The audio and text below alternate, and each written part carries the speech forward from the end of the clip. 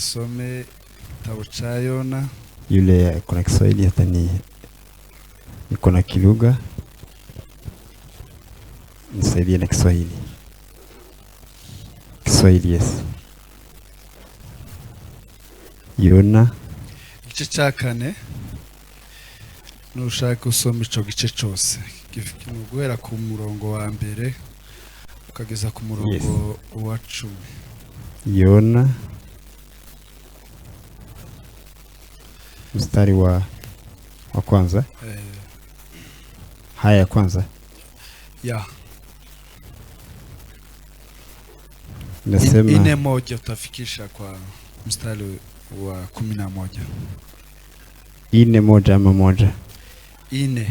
Oh, sorry. Ine moja. Igice cya mbere, igice cya 4 umurongo wa mbere. Yes, inasema akamwomba Bwana akasema, nakuomba Bwana, sivyo hivyo nilivyosema hapo nilipokuwa katika nchi yangu.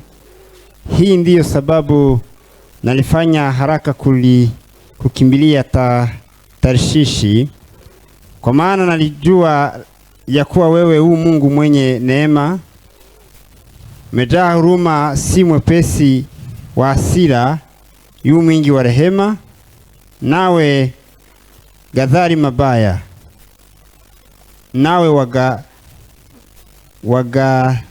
wagairi mabaya.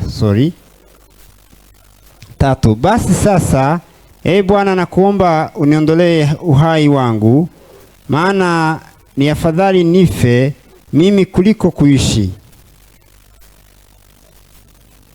Niendelee. 5.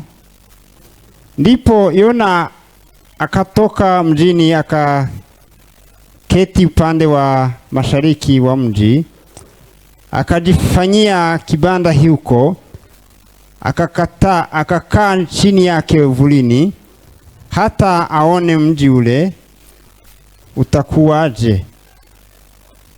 Niendelee.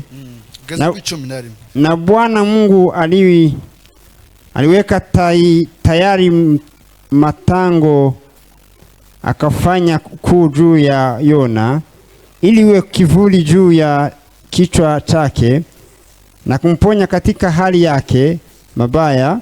Basi Yona akafurahi sana kwa sababu ya ule mtango. Lakini siku ya pili kulipopambazuka, Mungu akaweka tayari buu, nalo likautafuna ule mtango ukakatika. 8. Basi ikawa juu lililopanda juu, Mungu akaweka tayari upepo wa mashariki wenye hari nyingi, jua likampiga Yona kichwani hata akazimia, naye akajitakia kufa, akasema, ni afadhali nife mimi kuliko kuishi. 9. Mungu akamwambia Yona, je, unatenda vema kukasirika kwa ajili ya mtango? Naye akasema, ndiyo, natenda vema kukasirika hata kufa. Bwana akamwambia, wewe umehurumiwa mtango ambao hukufanyia kazi wala kuotesha, uliomea katika usiku mmoja na kuangamia katika usiku mmoja. La mwisho, na mimi je, haikupasa kuhurumia Ninawi, mji ule mkubwa ambao ndani yake wamo watu zaidi ya 120?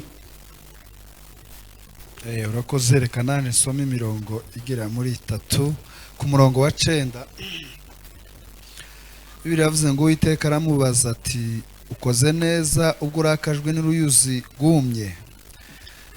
Aramusubiza ati, nakoze neza kurakara, ndetse bizatuma niyahura.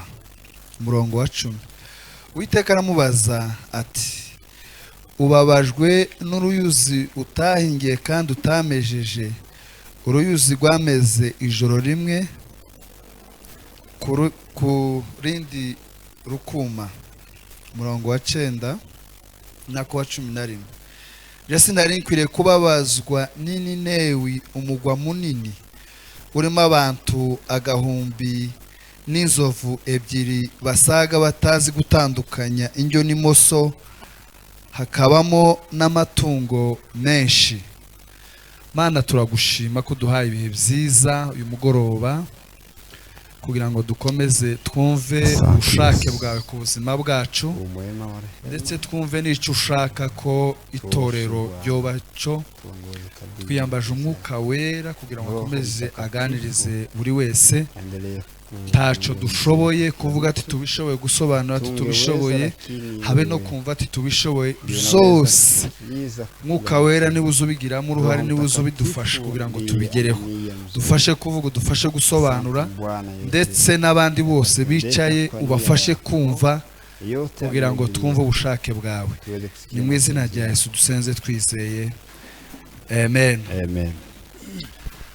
Turashima Imana iduha mugoroba mwiza. Tunashukuru Mungu aliyetupea jioni nzuri. Mana abikoze habwe icyubahiro. Mungu aliyefanya haya hapo usiku. Twabaye hano mu gitondo. Tumekuwa hapa asubuhi. Tugira ibihe byiza. Tukuna nyakati nzuri. Twongeye kandi kugirirwa amahirwe yo kongera kuba hano. Pia tunahenemika kufika jioni tena. Nana abikoze habwe icyubahiro. Mungu aliyefanya. Tubaye ikaze mwese. Tunawakaribisha nyote. Kandi tubashimira. Na tena tunawashukuru. Ikintu ciza cyose buriya kigira n'umusaruro, kitu chema ambayo kina mazao kiza kigora, ni ngumu zaidi. Kuri ikintu kizagusaba ikiguzi kiremereye, kitu ambacho kitakuomba gharama zaidi, kiba ari cy'agaciro kandi kiba gifite n'umusaruro urenze, ni cha thamani sana na kina gharama zaidi. Ikiguzi cyasabye Imana kugira ngo itubone, gharama iliyosababisha Yesu ili atuone tumaze gutandukana n'Imana mu ngobyi ya Edeni. Baada ya kufanya dhambi hapo Edeni, si amafaranga, sio pesa, si amabuye y'agaciro, sio mawe ya dhahabu, si ibindi bintu by'agaciro, sio kila jambo la dhamani. Habe na Petero yavuze ngo twacungujwe ibintu by'agaciro nk'ifeza cyangwa izahabu. Na Petero amesema hatukombolewa na vitu ya dhamani sana, ahubwo twacungujwe amaraso, ila ni damu ya Yesu, y'umwana w'intama, ya mwana wa kondoo uzira inenge, ambaye hana mawa, si bitambo, si dhabihu, ahubwo n'umwana w'Imana wa ila ni mwana wa Mungu. No kuvuga ikintu cy'agaciro, kitu cha dhamani kiza kigora, ni ngumu sana. Amen. Amen. Tukiri abana na nko mu mwaka wa mbere wa kabiri, tukiwa watoto wadogo, kubera iwacu twigira kure, kwa sababu tulikuwa tunaenda mbali kwa masomo. Imvura iyo yaga umuntu yakeza yishima, mvua ikinyesha tulikuwa tunafurahia sana, kishima ukumva ko ugiye gusiba, tunafurahia kwamba hatutaenda shule. Yahitwa hakirika rukababara, ikiisha mapema unahuzunika sana, ukababara ko ugiye kuja ku ishuri, unahuzunika kwa sababu unaenda shule. Ese namwe byakeza bibaba, na wewe ilikuwa inafanyika hivyo? Kubera iki kwiga biza bigora? Kwa nini? Kusoma ni ngumu sana, biza birusha, inachosha, ariko ni byiza, lakini ni ya maana, ni by'agaciro, ni ya dhamani sana. Amen. Amen. Ndatekereza bamwe agahinda tugira ku mitima yacu nuko tutabonye uburyo ngo dukomeze. Uzuni wengi walio ni kwamba hawakuendelea, ariko kwiga ni by'agaciro, lakini kusoma ni ya maana sana, ariko bisaba ikiguzi, lakini inahitaji gharama kiremereye zaidi sana. Cyumweru gishize twari hano, last week tulikuwa hapa, harige twahereye saa 2 tukageza saa 3 z'ijoro. Kuna masaa tumeanza asubuhi ya saa 2 tukamaliza saa 3 ya usiku. Twararushe, tumechoka sana, ariko ibintu twize, lakini tumesoma mambo makubwa sana, bizotugirira umumaro ubuzima bwacu bwose, ya maana ambayo itatusaidia kwa maisha yetu yote. Sivyo sema to? Si ni hivyo? Ariko twararushe, lakini tumechoka sana. Amen. Amen. Hanyuma baadaye murebe uburyo kuba imbere y'Imana ari by'agaciro. Angalia kuwa mbele za Mungu vile ni ya thamani sana. Nukuvuga bigira umumaro mu gihe cya none nyamaje n'igihe kizaza. Ina maana leo hata wakati ujao. Ariko Satani akaturiganya, lakini muovu anatupokonya ibifite agaciro, ya thamani sana, titubiha agaciro, na tusidhamani tena. amen Amen. akariganya ibitekerezo tukaja mu bidafite agaciro Na anafupusha fikra zetu tusifikirie tena, si igihe gitoya. tunafikia yale ya muda mfupi. Biblia zivuga mu gitabo c'Abakorinto gice ca 4 ndatekereza umurongo wa 18 Biblia inasema katika Wakorinto sura ya 4, ngo twite kubitagaragara.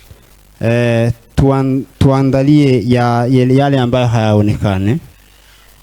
Ngo kuko ibi bitagaragara, Yale ambayo haonekane n'ivyiteka ryose, ni ya milele, kandi n'ubundi ibi bitagaragara nizo bizari bigire gute ibigaragara. na yale ambayo hayaonekane ndiyo yanazaa yale ambayo hayaonekane tena. Hanyuma ibi vyiteka bifite agaciro, bifite umumaro, Haya ya milele ambayo yakuna thamani, muvye tituvyiteho tukita kubindi, na hatuchukulie kama vile inapaswa. amen Amen. Kera Hapo awali hari umwuka wabanje kuza wa kabumbu, donc wa umupira. kuna hiyo msimu ya kabumbu ama ya kananda, Ndetse n'ubu nyine uwo mwuka uracyahari, hata pia wakati wa sasa yupo. mu buryo hoza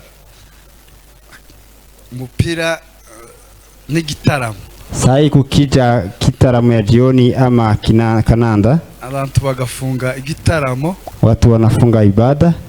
se ni mu cyumweru gishize nivyo mwenu ka bibiri, si numvishije hari nko mu masaa 6 induru hafi aho ntuye. Last 2 weeks back ndio amesikia nduru mingi sana, noneho ndasohoka nja kureba, akaenda nje kuangalia, icabaye akatizama kile kimefanyika. naho sinzi ngo nimba ari makipe ariko akina simbizi, Ilikuwa ni Chelsea ilikuwa imewini, mpamagaraga ho muzani uzushaka nko kumenya, akapigaga home zaidi anajua zaidi, akasema yeye ile ambaye imeshinda. So tugira bidi cyane mu byibi bya hano mwisi, Tunabidii kwa yale ya dunia, tugira umwete cyane, tunabidii kwa yale ya dunia, ariko mu bintu twakagombye kugiramwo bidi cyane, lakini mahali tungeweka bidii sana ni ibintu by'Imana, ni ya Mungu. nimba ari ibintu byiza, Ikiwa kuna mambo mazuri umuntu yobamo, mtu angeishi sana, ukifuza ko n'abana bawe babibamo, na utakie watoto wako kuishi ukifuza kwa hayo, n'abuzukuru wawe ko babibamo, hata pia wajukuu. ni ibintu by'Imana, Ni mambo ya Mungu. amen Amen. amen. Amen. Kuko abantu batabirimo Kwa maana wale ambao hawamo bafite agahinda, wana huzuni sana, barababaye, wana huzuni babaye zaidi, mu buzima bubi, wanaishi maisha mabaya. ariko twe tubirimo Sisi tumo ndani titubiha agaciro, na hatudhamani sana. amen. Amen. Kandi icyo umuntu aho umwanya Kile mtu anadhamini sana nicyabacu, ndicho anakuwa. icyo uha umwanya Kile unapa dhamani nicyo kikubata, ndicho kinakutawala. icyo uha umwanya Kile unapa muda nicyo gitegeka ubuzima bwawe, ndicho kinakuongoza. amen Amen. amen. Amen. Tugira umwete, Tuweke bidii. igihe ni gitoya, Muda ni mfupi sana, tugomba gukorera Imana, inabidi tufanyie Mungu kazi. tukagira umwete wo kuba imbere y'Imana. Tuweke bidii ya kuwa mbele za Mungu. Yeremiya yaravuze ngo abantu bazagira gute ngo nabakorera Imana bagononwe, se ni kuko Yeremia amesema abazabona ishano ngo nabakorera Imana bagononwa gutyo. shame on them ambayo wanafanya kazi na moyo ambayo hamfurahi Mungu. Ni umugisha rero, Ni heri sana kuba imbere y'Imana, kuwa mbele za Mungu. tukomeze tugira umwete, Tuendelee na bidii yo guterana, ya kukusanyika. Imana ihabwa icyubahiro rero, Mungu ashukuriwe, yaduhaye guterana, aliyetupa kuhudhuria tena, ihabwa icyubahiro, apewe sifa ishigwe hejuru. na apewe sifa zaidi. Tubahaye ikaze mu ijambo ry'Imana. Tunawakaribisha kwa neno la Mungu. Ndagerageza gukoresha umwanya muto. Nitaweza kufanya muda vile. Umuntu yarambwe nza nkoresha umwanya munini. Mtu amesema natumia muda mrefu. None ga ndashaka uburyo nkoresha muto kugira ngo nibindi bikogwe. Nitajaribu nione. Siko kwisa. Ndio ya maana sana. Pastor Joseph, Mungu akubariki. Pastor, Mungu akubariki. Umetubariki asubuhi. Wadufashije mu gitondo. Na tumebarikiwa. kandi twafashijwe cyane kupitia kwa neno la Mungu. kubw'ijambo ry'Imana. Amen. Amen. Kwa sababu mimi napenda neno la Mungu. Akunda ijambo ry'Imana. Amen. Amen. Zanumva n'umwanya wanje wose. Ata muda wake wote. Kintu nomaramwe amasaha 12 kasa numaze amasaha 2 kiryohewe ni ijambo ry'Imana. Kitu ambaye anaweza tumia masaa mengi ni neno la Mungu.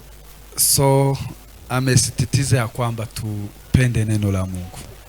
Yabisubiyemo cyane ngo dukunde ijambo ry'Imana. Ya tumemufurahia mugeni wetu Peter. Twishimiye inshuti yacu Peter. You are most welcome. Uriyegereje cyane. Tumekufurahia. Mungu akubariki sana. Amen. Leka mvuga umutima w'Imana.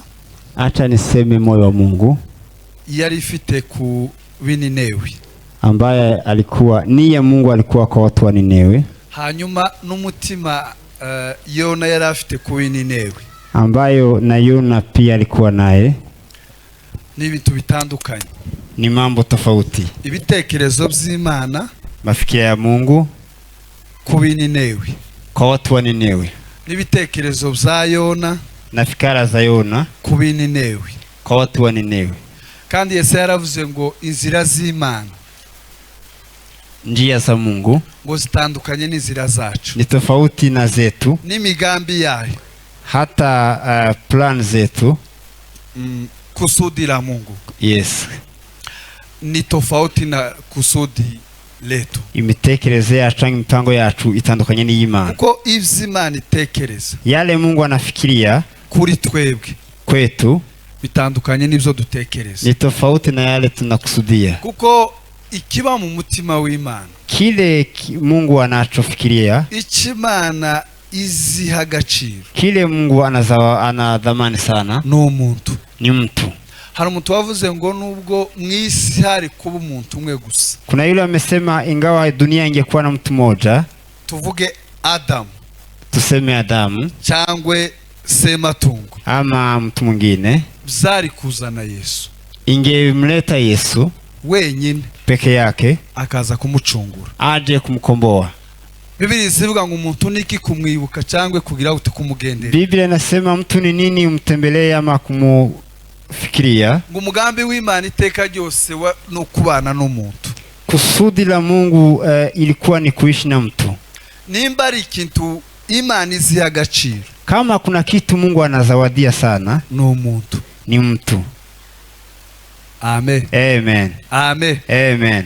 Biblia isivuga ngo yaciye umugani agenda aca imigani myinshi. Biblia inasema ametoa methali mingi sana. Ngo yasize intama 99, ameacha kondoo 99. Mtu yotekereza nogira intama 99. Naweza fikiria anaweza kuwa na kondoo 99. Hanyuma imwe ikagenda, alafu moja izimie. No kuvuga zari 1000. Ni kama zilikuwa 1000. Imwe ivamo, moja ikatoweka. Hari kintu gihamba mutaba yahomze gikomeye. Hapo kuna hasara hapo kweli. Ariko ngo bituma umwongera asiga intama 99. Lakini yule alikuwa analisha ngombe akaacha hizo zote, aja gushaka imwe yari yazimiye, akaenda kutafuta moja iliyopotea. Kandi ngo ayibonye, na akipata, ngo aranezerwa cyane, akafurahi sana. Ni gute umuntu yonezerwa n'intamwe kandi yarafite 99? Ni vipi uweze kufurahia mmoja na ulikuwa na nyingi? Tibifuze kwizi 99 zitafita agaciro. Haisemi kama hizi hazina thamani sana, zifita agaciro, zina uthamani wazo. Icyo bishaka kuvuga niki? Lile ina ufafanuzi. Nuko ino ntama imwe yazimiye, nikana kwamba moja iliyopotea ni iri mu kaga. Hayo ndio kuangamia. Ni ifite ikibazo gikomeye, ndio iko na shida sana kuruta zino ziri saved, kuliko hizi ambazo zimekombolewa. Amen. Amen. Amen. Amen. Nguwo umutima w'Imana.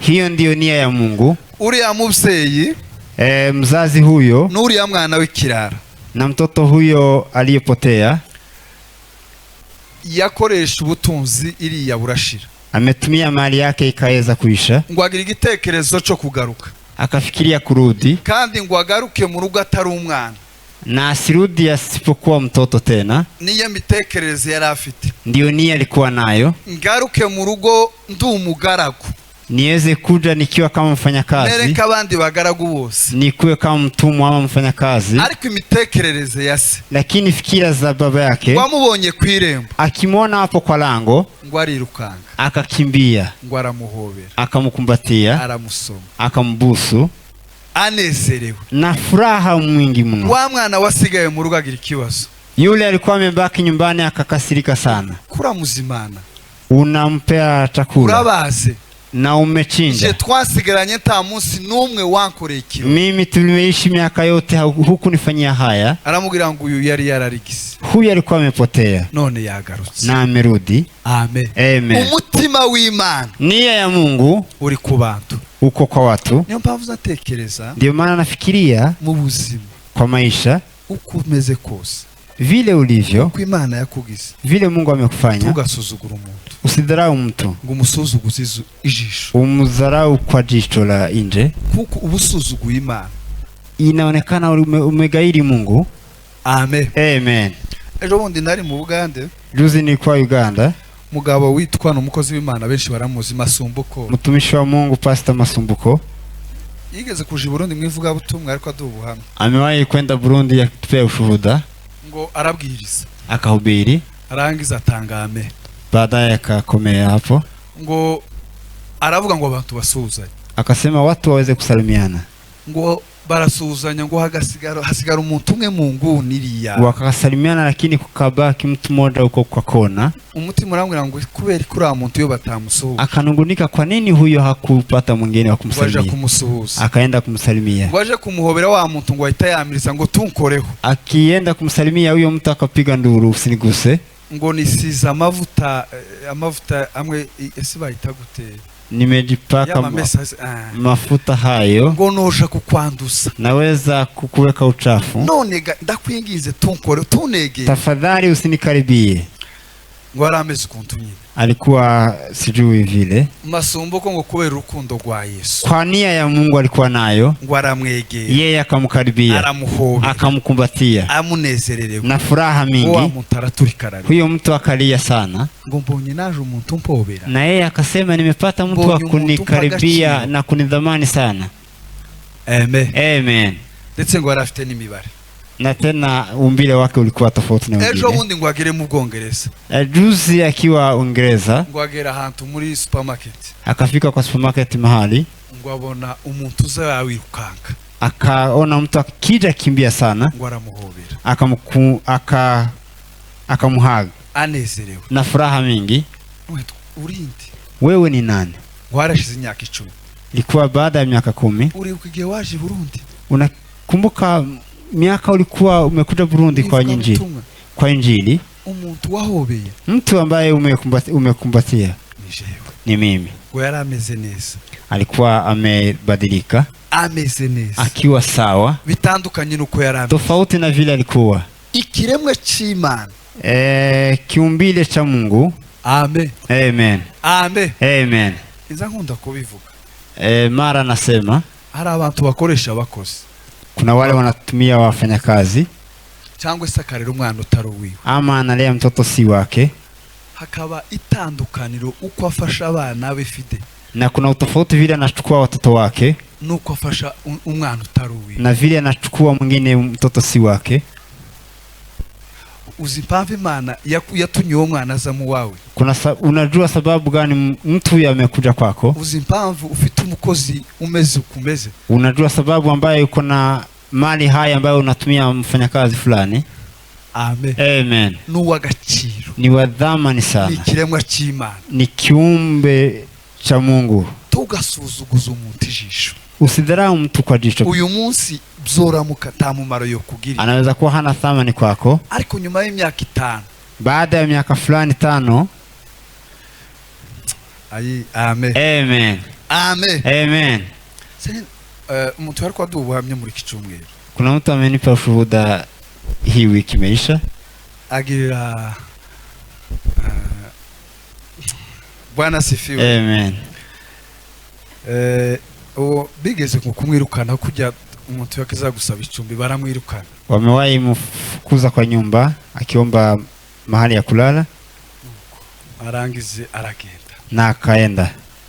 amahirwe yo kwiga asa nagoranye nyine. Heri ya kusoma ikakosekana, agirirwa amahirwe suko ubuzima buzabuhinduka, akabahatika tena yisanga hanze, akajipata ameenda ngambo. wa undi wamwirukanye biba ngombwa ko yimuka, Yule amemfurusha ikasababisha hame, biba ngombwa ko amwishurira inzu imyaka yose, ikasababisha aweze kumulipia nyumba miaka yote igera mu 10 karibu 10, ariko yaramwirukanye, lakini yeye amemfukuza kwa nyumba. Bucyaramubaza nawe amaze kugenda, atari koga nubwo nakugiriye neza, Na akamuuliza hata kama nimemfanyia mazuri, wa munsi wangire kumbuka siku umenifanyia mabaya. Mu gihe ushoboye ikintu cyarico cyose, ukipata nafuu ya kusaidia mtu, uzugirira umuntu neza, fanya mema, kuko icyo ukora, kwa maana kile utafanya uba waubiba, umepanda, kandi icyo ubiba, kile unapanda nico uzosarura, ndicho utavuna. ta muntu wotera ikigori, Hakuna mtu anaweza panda mahindi wasarura igishimbo, na avune maragwe. ta muntu wotera igishimbo, Hakuna yule anaweza panda maragwe ngo asarura ikigori nyamara na uvune mahindi. Twoheze Imana icyubahiro. Haleluya. Amen. Amen. Icyo ubiba cyose, Kile unaweza panda, habe nukutima nuko umuntu ugira umwete wo kuba imbere y'Imana, hata mtu ambaye anabidia kwa mbele za Mungu karabiba, anapanda, sanga bizakunda, lazima azasarura, atavuna. Paulo aravuga ngo tiducogore kugira gute, Paulo akasema tusichoke kufanya mema, ngo kwigenda ikigera, ya kwamba muda ukifika tuzasarura, tutavuna. Twoheze Imana icyubahiro. Haleluya Yesu. Amen. Amen. Tugasuzuguza umuntu ijisho, usidharau mtu kwa jicho. Paulo yigeze se ninde yigeze kugusana muciye amazi atamwitayeho, ariko mu gihe runaka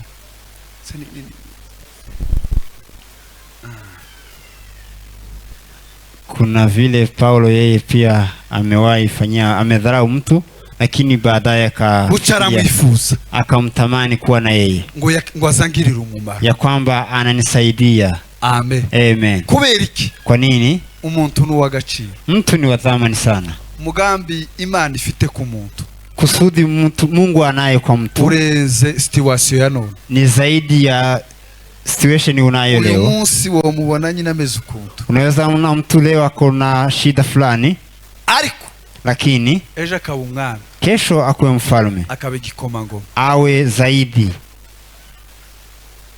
Umuntu wavuze ngo abantu batatu mu buzima utazogirira nabi. Kuna mtu amesema watu watatu ambayo usidharau hao. Umuntu wa mbere, mtu wa kwanza ni umuntu umunyeshuri, umuntu wiga, yule amesoma, msomi. Ejo nejo bundi yo bundi muntu, kesho yake anaweza badilika akuwe mtu. Icya kabiri, wa pili, ni umwana mutoya, ni mtoto mchanga. Umugambi ku mwana muto aba ari munini cyane, kusudi ama plan za mtoto ni mtu ni kubwa sana. Amen. Amen. Bwana sifiwe. Haleluya. Umutima w'Imana, nia ya Mungu uba ku muntu, unakusudia kwa binadamu. Igitekerezo cy'Imana no ku muntu, fikiria za Mungu ziko kwa mtu. Abi Ninewi, watu wa Ninewi, iyo ukurikirana amateka bari baragiriye abanyisirayeli nabi. Ukifikiria historia, walikuwa wamefanya mabaya kwa watu wa Yuda, bakorera ibintu bibi cyane, wakafanya mabaya kwa Israeli. Buce Imana ihagurutsa Yona nk'umuhanuzi, Mungu akateuliwa Yona aende kwa imuha mission, ikampa mission, iramubwira ugenda uje kuburira ubwoko, nenda ukawashauri hao watu. Ashingira kuco bakorewe, akasema vile wamefanya mabaya, aravuga ngo tibishoboka. Yeye akasema siwezi enda. Mtu icyo nari kumvuga, kile niko nasema, umuntu wese agira mission yiwe kuri isi, mtu yote ana mission lake duniani.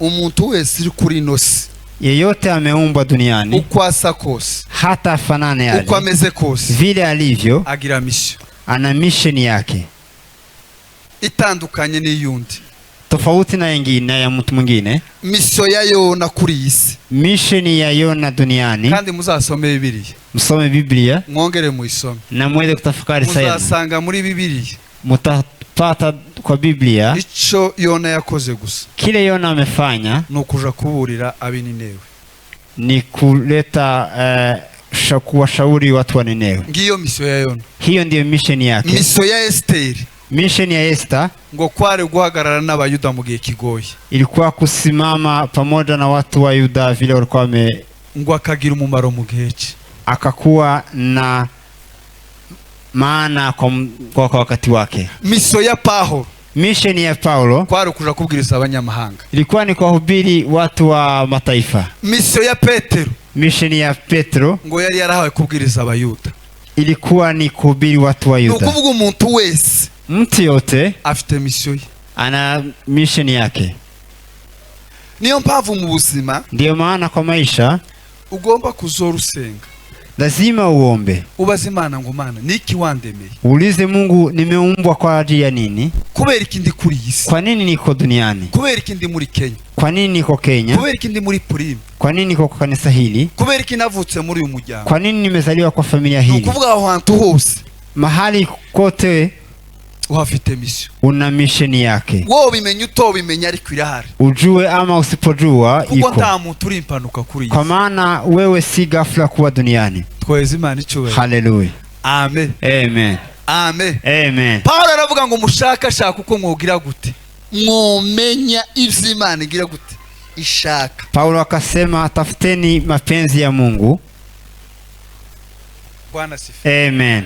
Gushakashaka, kutafuta sana niki nini? Mtu yaravuze muri kicumweru gishize ahantu twari mu giterane, mtu akasema kwa wiki iliyopita, mu bizikora byose yale yote utafanya ngo azabamo gukora icyo Imana ishaka, ufanye, lakini uweze kuweka mapenzi ya Mungu ukifanya. Ibi urimo mahali ambayo unafanya harimo icubaro c'Imana, kuna utukufu wa Mungu, kurakora icyo Imana ishaka, unafanya mapenzi ya Mungu. Amen, amen. Misio ya Yona rero, mission ya Yona kwari kuja kubwiriza Ninewe, ilikuwa ni kuhubiri watu wa Ninewe, na wariyangira, na yeye akakataa. Biblia izivuga ngo ahita afata ubwato, Biblia ikasema akachukua merikebu aja i Tarushishi, akaenda Tarshishi. Imana imukeneye mu Bugande kwa mfano, Mungu anamhitaji Uganda, ahita aja muri Ethiopia, akaenda Ethiopia. Ikakubwira, acha nikwambie, nutabaho Imana igushaka, usipokuwa mahali Mungu anataka ukuwe, ubwawe uzaba ikibazo, wewe utakuwa shida, uzibera ikibazo, utakuwa shida wewe peke yako. Tugatekereza ko abandi ari cyo kibazo, usifikirie watu wengine. Abantu bazatekereza ko abandi ari ikibazo, watu wanafikia wenye kuleta shida ni wengine. Tweze Imana icyubahiro. Haleluya. Ikibazo sabandi, shida si wengine, nukubaho Imana itagushaka, ni kuwa mahali Mungu hataki. Kuko iyo uri ahantu Imana itagushaka, kwamba ukiwa mahali Mungu asitaki, hapo ubwawe uri ikibazo, wewe peke yako ni shida, n'abandi uzubabera, na wengine utawakwaza. Ariko iyo uri ahantu Imana igushaka, lakini ukiwa mahali Mungu anataka, ariko uzuba umugisha yeye, unakuwa baraka kwa wengine, ukabera n'abandi umugisha, pia unabarikia wengine tena. Aho muzagira hose, mahali mutafika, ndahabahaye, nimewapa, muzaba umugisha, mutakuwa baraka. Ariko iyo utari Imana igushaka, na usipokuwa mahali Mungu anataka, yourself, peke yako, uri kibazo, wewe ni shida, n'abandi uzababera ikibazo, hata wengine utawakwaa. Yageze mu bwato, amefika kwa merikebu, muzi ko byagenze, simejua vile kumekuwa umuyaga mwinshi, amazi, dheruba nyingi, maji. Niki kibazo, ni nini imekuwa shida? Ngo batekereza ko ari ibintu bafite mu bwato byabaye byinshi, wakafikiria ni mzigo ambayo na wako nazo, barafashe barajugunya, wakapeleka kwa maji, biranga, ikakataa, ngo bafinda ufindo, wakaweka findo wakafanya ukarabati yao hivyo, uchunguzi, ukachunguza. Amen, amen. ngo bakubite gutya, wakifanya hiyo uchunguzi, bifata Yona, ikashika Yona. arabwa ngo nishe kibazo, akasema mimi ndio shida. baramufasha bamutaye hehe, wakamchukua wakampeleka kwa maji, mu nyanja, kwenye bahari. Urufi nagwo Imana iteguye urufi, hiyo fishi kamchukua, Mungu akaandaa samaki, urufi rubarura mu mise, ikammeza. aho ni mu gice cya kabiri, ni kwa sura ya pili.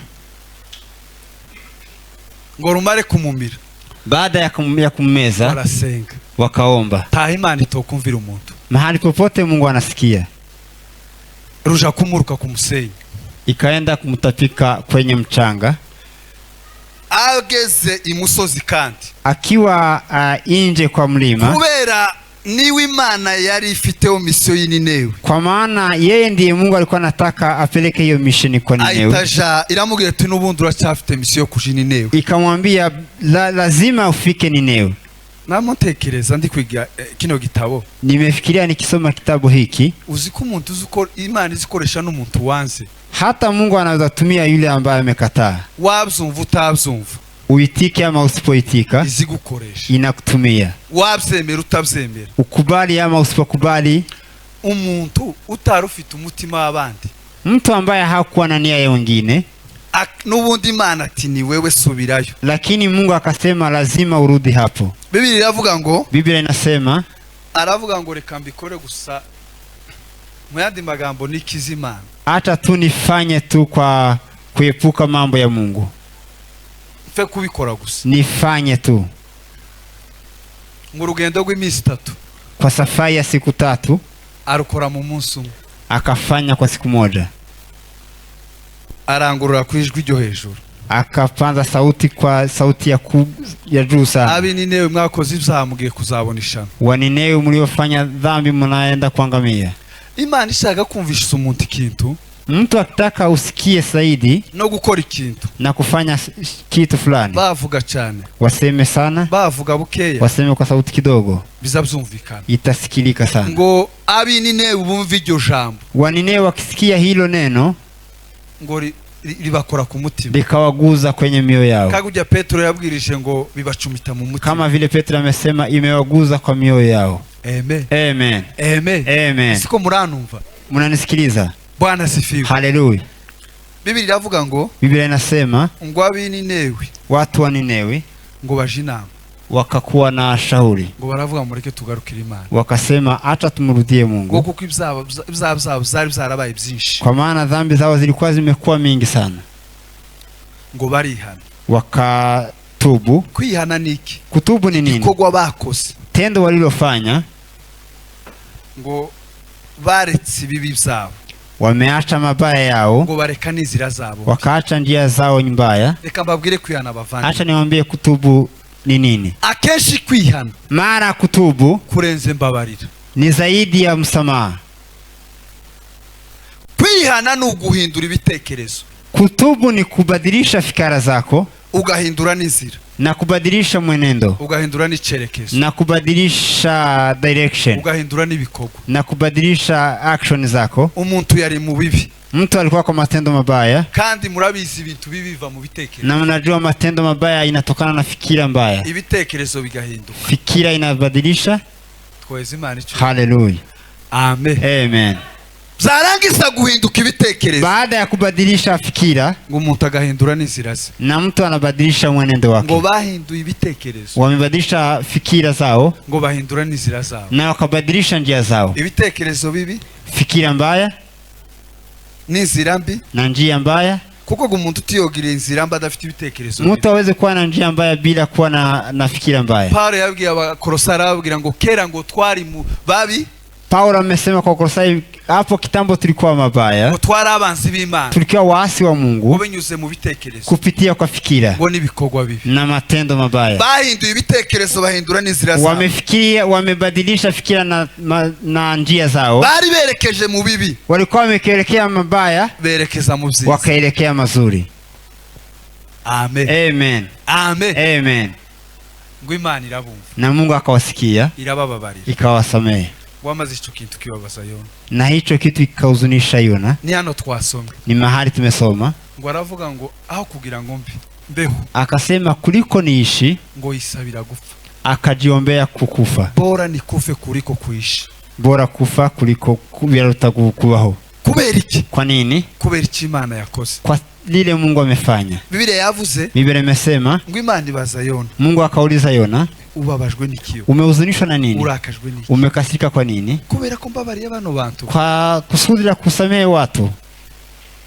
Niyo yavuze ngo nzi kuri Imana y'inyembabazi, Ndiyo maana imesema najua huyu Mungu wa rehema, Imana y'urukundo rwinshi, Mungu wa upendo mwingi, nasanze nimepata. ushaka gushobora Imana sema tu, Ukitaka ushike Mungu, uzoyihungireho.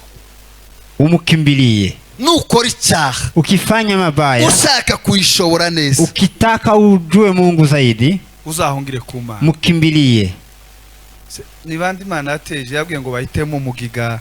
Ni Daudi. Ni Daudi. Kuna mahali Mungu amesema maneno matatu. Yavuze mugiga, Imesema hiyo menenjiti ivuga n'abanzi babo, na waasi wao, ivuga n'Imana yonyine ku na Mungu Kuwahana. mwenyewe kuadhibu. Daudi aravuga ati ni abanzi bacu ntampwega batufitiye. Daudi akasema wagaidi wetu hawana rehema. Mugiga ntampu, Hiyo menenjiti haina ariko rehema, byibuze lakini Imana yacu Mungu wetu ni nyembabazi, ni mwenye rehema, ni nyempuhwe, ni ni mwenye nyerukundo. kusudi mzuri na Zanga upendo. zakunda Lazima nubwo izaduhana, hata itatuadhibu, Hey! haleluya, ariko izageraho lakini itafikia mahali itubabarire. iturehemu. Gushobora Imana neza Kushika Mungu ni ukwihungira. ni kukimbilia kwake.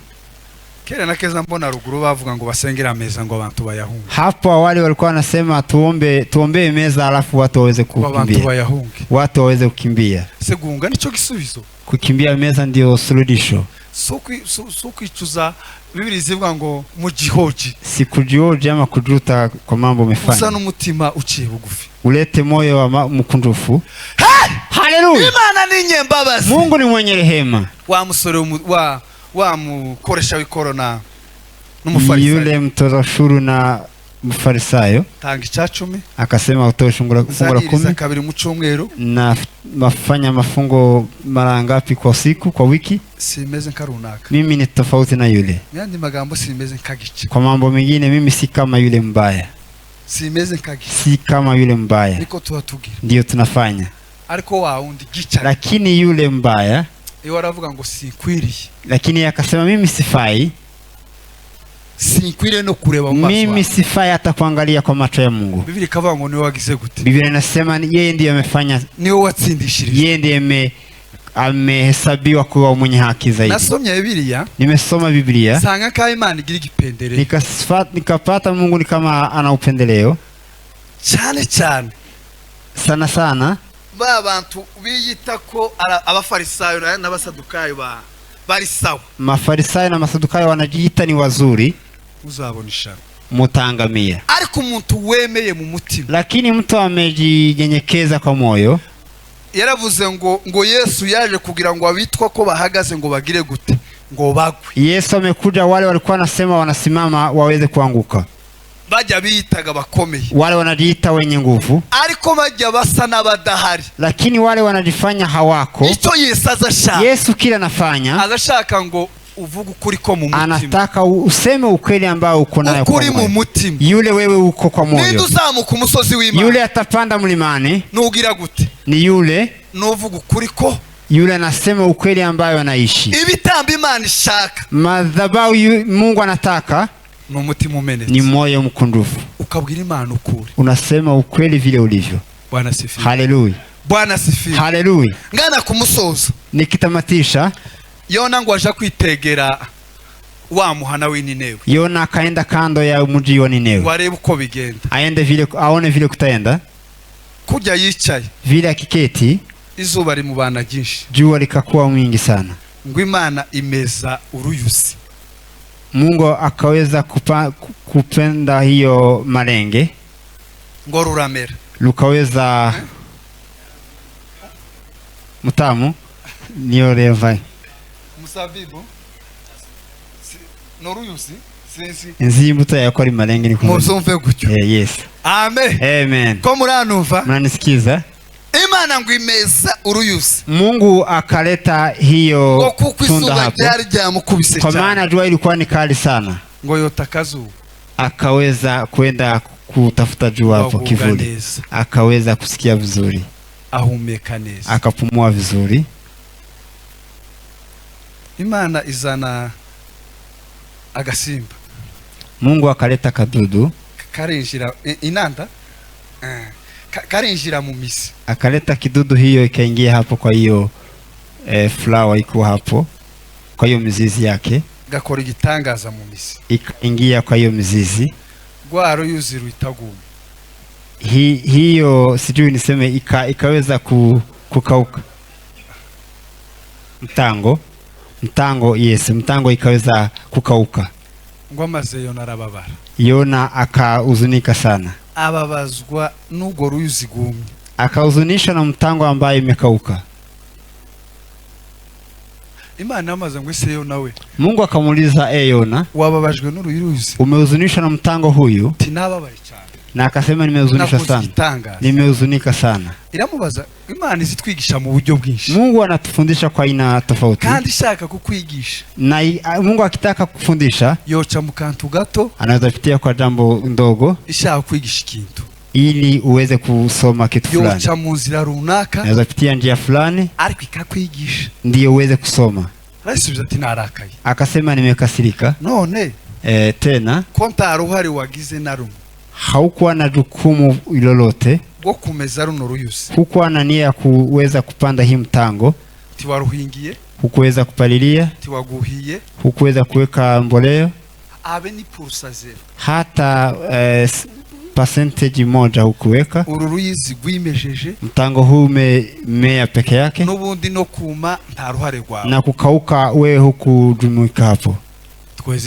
Hallelujah. Amen. Amen. Alikuwa kumwigisha, lakini kuna vile alikuwa anataka aweze kusoma. Alikuwa anataka kujua rehema za Mungu n'urukundo rwayo na upendo wake. Iramubwira ngo kuwababaye, akasema vile umehuzunika, naje niko mbabazwa n'ubwoko bw'Ininewe, ndivyo pia nahuzunika kwa taifa la Ninewe. Harimo ibihumbi 120. Kuna watu 1200. Biblia yavuze ngo batazi indyo n'imoso, hawajui la kulia ama kushoto, ngo harimo n'amatungo menshi, na kuna malisho mengi sana. Ukuwababajwe n'uruyuzi, vile umehuzunika kwa mtango huyo, naje niko mbabajwe na buriya bwoko, pia nimehuzunika kwa taifa hili, kugira ngo bamurikirwe n'umuco, ndio waweze kuangaziwa na nuru, kugira ngo bave mu byaha bari, ndio watoke kwa dhambi ambao, niyo marira yanje, ndio machozi yangu, ndio huzuni ninayo, no kugira ngo babarikwe, ndio ili waweze kurehemewa, wakuwe na rehema za Mungu. Tunaweza shauti haleluya, haleluya. Umutima w'Imana, moyo wa Mungu uri ku bantu, uko kwa watu. Umutima w'Imana, kusudi la Mungu uri ku mahanga, uko kwa taifa. Umutima w'Imana, kusudi la Mungu uri kugira ngo abantu bakizwe, ili watu waokoke. Ndababazwa n'ibihumbi 120, na uzunisha kwa taifa 20 batazi indyo n'imoso, 20,200, 1120, sorry. Abo nibo mbabazwa nabo, na uzunisha kwa wao. Niki kiri ku mutima w'Imana? Nini Mungu anahuzunisha nayo? Si vitu, na abantu, ni watu. Paulo yabwiye abakorinto, Paulo amesema kwa Korinto, n'abakorinto, nyinyi wa Korinto, si ibyanyu ushaka, si nyinyi nataka, ahubwo nimwe shaka, ila ni nyinyi, si vitu zenu. Wewe, Mungu anataka wewe, Imana ishaka jewe, Mungu anataka mimi, kugira ngo duhinduke, ili tuweze kubadilika. Niturangiza guhinduka, baada ya kubadilika, dukore icyo Imana ishaka, tufanye mapenzi ya Mungu. Kandi tena ntawomenya icyo Imana ishaka, huwezi jua mapenzi ya Mungu atarakizwa, kabla uokoke. Paulo yaravuze ngo muhinduke gose mugize imitima misha. Paulo akasema mbadilishe na kuwa na nia nzuri, ngo nibwo muzomenya ibyo Imana ishaka, ndio mtajua mapenzi ya Mungu. Sasa twosenga ino sengesho, tunaomba ombi hili, tubwire Imana kino kintu, tuambie Mungu hili, dusengera amahanga, tuombee mataifa. Ndio tulikuwa tunasoma wiki hii, kugira ngo abantu bamurikirwe n'umuco, ili watu waweze kuangaziwa na nuru, abantu bamurikirwe n'umuco, waangaziwe na nuru ya Mungu. La pili, usenge, uombe, ubaze Imana, uulize Mungu, Mungu, niki nshaka konkora, unahitaji nifanye nini? Niki wanzaniye muri prime? Ni nini umenileta hapa kwa kanisa hili? Niki washatse kumvukira mu muryango w'abasita w'abagorora w'abanyabyinshi? Ni nini umekusudia niweze kuzaliwa kwa ukoo wa familia hii? Kubera iki washatse kumvukira mu bwoko? Kwa nini umetaka nizaliwe kwa familia hii? Kwa nini? Ni wibaza ico kibazo. Ukijiuliza swali hilo, ico kibazo gifite igisubizo. Swali hilo lina jibu lake. Amen. Amen. Akantu kanyuma soreza, la mwisho nikitamatisha, umuntu wakoze iyi mikrofone, mtu aliyefanya microphone hii, twati tuzi birimo, sisi hatujui ni nini iko, tituzi na material yayikoze, hatujui material inaifanya, tituzi umuntu wakoze ino phone, hatujui yule ameunda simu hii, tituzi na material yakoresheje, hatujui material ambayo ametumia. Ushatse kumenya kusudi cyangwa se purpose yo gukora ino microphone, ukitaka kujua purpose ama lengo la microphone ya yule ameumba hii, tiwobaza ino microphone, huwezi yuliza microphone. Ushatse kumenya neza purpose ya phone ni Samsung, ukitaka kujua ya mtu aliyeunda hii simu, ubonye neza umuntu watekereje Samsung akayishiraho, ukipatana na yule ameweza kuunda hii wazo ya Samsung, womenya impamvu yayo, unaweza jua lengo lake. Amen. Amen. Amen. Amen. Natekereza n'abahimbyi b'indirimbo siko nyamaja, ushatse kumenya impamvu y'indirimbo runaka uzobaza wayihimbye, hata wabuni wa nyimbo umuulize yule amebuni nyimbo hiyo. Sinzi ko bazavuga mu Cyongereza, bazavuga ngo you can know the product without Wezi manufacturer, nimba ariko siwijui vile wanasema kwa Kizungu, tiwomenya product, wezi jua bidhaa fulani udahuye na nani na producer cyangwa se nimba ari manufacturers, bila kujua suppliers wa hiyo supplier no yo supplying atarabaye, okay, atarayikoze yule aliye produce hiyo producer wa bidhaa hiyo. Twese imana cyo. Hallelujah. Amen. Amen. Nuko kugira ngo umenye product y'ikintu, vile ukitaka kujua product fulani, nuko umenya producer wa chaki, lazima ujue yule ameifanya, kugira ngo wimenye neza wewe kabla, ili uzijue vizuri, umenye uriwe, ujijue wewe binafsi, muri wewe ntabusobanuro, kwako hauna ufafanuzi zaidi, unabushakiye muri wewe ntabwo wobona, na ukiutafuta kwako, ariko ubusobanuro bwawe nyabwo huwezi jua, lakini ufafanuzi wako zaidi. Amen. Amen. Amen. Amen. Niyo mpamvu Yesu yavuze, ndio maana Yesu amesema ngo winjira murisha, yule akiingia kwangu ngo azakizwa, akataokoka, ngo azabona uguri, atapata malisho. Haleluya. Umuhamagaro itatibaho, kwa mito mitatu ambayo inakuwa, hari umuhamagaro w'agakiza, kuna mwito wa wokovu, wo gukizwa, wa kuokoka. Kura Bibiliya ivuga ngo abanyabwenge bahamagawe n'abakina n'imfura zahamagawe, vile imesema wataalamu walioitwa na wangwana walioitwa, ariko muzirikane guhamagaga kwa, lakini muzingatie mwito wenu. Uramuhamagara sana umva abantu bawuhuza ni nani, mwito huu unasikia watu na affectation seniki wanaunganisha na jukumu mtu anapewa. Uriya ni umuhamagaro w'agakiza, kuna ile ni mwito wa wokovu, muzirikano karaga kuguhamagaga kwa gakiza mwaha, muzingatie wokovu mlioitwa, duhamagaga binyuze mu kwizera, ambaye tunaitwa kwa amani, tukaba abana b'Imana. Kwa imani hiyo tunakuwa watoto wa Mungu. Uwo ni umuhamagaro wa mbere, hiyo ni mwito wa kwanza, wo kuva mu byaha, kutoka kwa dhambi.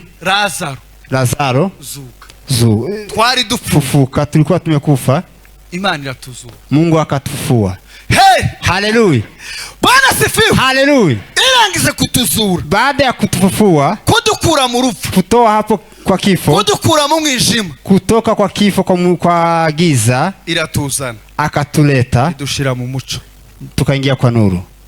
Niko yavuze ngo kera twari mu mwijima ariko ubu turi mu muco. Ndio mesema hapo awali tulikuwa kwa giza, sasa tuko kwa nuru. Uwo ni umuhamagaro wa mbere. Hiyo ni mwito wa kwanza. Umuhamagaro wa kabiri, mwito wa pili ni uwo kwezwa, ni wa kutakaswa. Biblia ivuga ngo twahamagare kugira gute? Biblia imesema tumeitiwa kutakaswa, ngo mubabera kuko narigize gute? Ariyo kwe, muwe watakatifu kwa sababu na yeye ni mtakatifu. Umuhamagaro wa gatatu, mwito wa pili, ni ukumenya, ni kujua ni Imana ishaka konkora, ni lipi Mungu anataka nifanye. Bamwe yabagize intumwa, wale wengine wamefanya mitume, wengine wachungaji, abandi bavuga butumwa, wengine mainjilisti.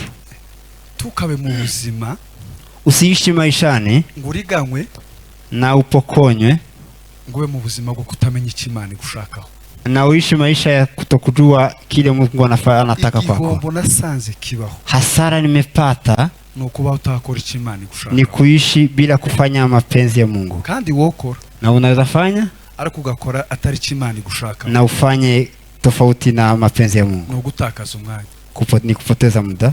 Gukora ikintu, kufanya kitu ariko atari kimana ishaka, na ni tofauti ya lengo la Mungu. Wasting time. You are wasting your time. Kandi kurakora na unafanya ariko kuratakaza umwanya, lakini unapoteza muda. Twosenga tukabwira Imana ngo Mana, tunaweza omba tuambie Mungu tuishurire, tufunulie, tumenye ico tujue waturemeye gukora, kile tumeambiwa kufanya, kugira ngo tugikore, ili tukifanye. Kandi iyo ugikoze na tukifanya hilo, uzutegereza ingororano, unangojea zawadi. Ingororano ni iki? Zawadi ni nini? Ni umuntu wakoze, ni mtu aliyefanya agakora icyo Imana ishaka, na anafanya mapenzi ya Mungu, ni uzutegereza ingororano, ndiyo anatarajia zawadi. Koze icyo Imana ishaka, na usipofanya mapenzi ya Mungu, nta bihembo, huna zawadi. Mve hasi dusenge isengesho, muweze kuinuka tuweze kuomba ombi hilo. Tugiye gusenga, tunaenda kuomba, tubwire Imana, tuambie Mungu, dusengere abatarakizwa, tuombee wale ambao hawajaokoka, kandi bagendere kandi biteho, Mungu awatembelee na waweze kuokoka. La pili, dusenge kugira ngo Imana itumenyeshe misiyo yacu kuri isi, na tujue Mungu atufunulie lengo letu aliyotuumbia. Misiyo ya Yona kwari kubwira Niniwe, mission ya Yona ilikuwa ni kuambia watu wa Niniwe. Nawe umenye misiyo yawe, naje menye yanje, na wewe ujue mission yako na mimi nijue yangu. Mwuka Wera, Roho Mtakatifu, ni wewe bigira mu ruhare, ndiyo unajumika, ni wewe uzuduhishurira, wewe ndiyo unatufunulia, ni wewe uzutwiyereka, wewe ndiyo unatuonyesha. Uyu mugoroba, jioni ya leo, abateranye, waliohudhuria n'abandi batateranye, turasenze Mana, tunaomba Mungu, kubera ko twaremwe nawe kandi turemegwa wewe. Haleluya Yesu. Paulo yaravuze ngo twaremewe muri Kristo Yesu, kandi ngo turemegwa imirimo myiza. Haleluya Yesu. Genderere lelo nganda sapasila fo vaile la sinige tromari deniza andomile kaela sme kugenderera urubyiruko, wewe weze kuangazia, genderera abamama n'abagabo n'abakobwa, kugira ngo tumurikirwe n'umuco, tuweze kujua nuru yako, tukumenye cyane, tukujue zaidi, n'abatarakumenya bakumenye. Haleluya Yesu. Hanyuma uliye hai, ko twamaze kukumenya, niko dushaka muri iki gihe, unakusudi gani kwetu, niko ushaka kwitorero, tunakuhitaji, niko ushaka ku rubyiruko, Haleluya Yesu, niko ushaka kuri buri wese. Oh haleluya, Tuyishurire Mana, tufunulie Bwana, twe kuriganywa, Satani ye kuturiganya, ngo tubeho kabatazi ico babakora nico baremewe, ariko ico tudashidikanyaho, tunakuhitaji Bwana, nuko turiyo kubw'impamvu yawe, tunahitaji nuko turiyo kubw'impamvu yawe. Tujue lile twishurire Mana, twishurire Mana, tumenye ico waturemeye, tumenye impamvu yo kubaho kwacu, tumenye impamvu turi muri ritorero, tumenye impamvu turi mu miryango, tumenye impamvu, tumenye impamvu. Tuyishurire Mana, lengo letu ambayo umetuweka duniani kufanya, utufunulie kusudi lako kwa maisha yetu, utufunulie kusudi lako, utufunulie kusudi lako katika kanisa lako. Baba, unataka tuishi wapi? Baba, unataka tukue wanani? Baba, unataka tufanye nini? Badi ni sana, wewe yu mwingi wa rehema. Kwa sababu gani tuko katika kanisa hili? Kwa sababu gani tumezaliwa kwa familia zetu? Kwa sababu gani tumezaliwa? Kwa sababu gani tuko katika nchi hii? Baba, tufunulie, tujue kusudi lako, na tutende na tufanye mapenzi yako. Mukomere Imana amashi menshi twake. Amen, amen. Tuchape makofi tena kwa ajili ya neno la Mungu. Pastor, ndugu, akubariki sana na kuongezea mafuta. Acha tukaribishe ndugu mgeni wetu kwa dakika moja ama mbili, ashukuru kwa shukrani kidogo, alafu hawezi rudi bila kuongea kidogo, si sawa? Kwa John mgeni.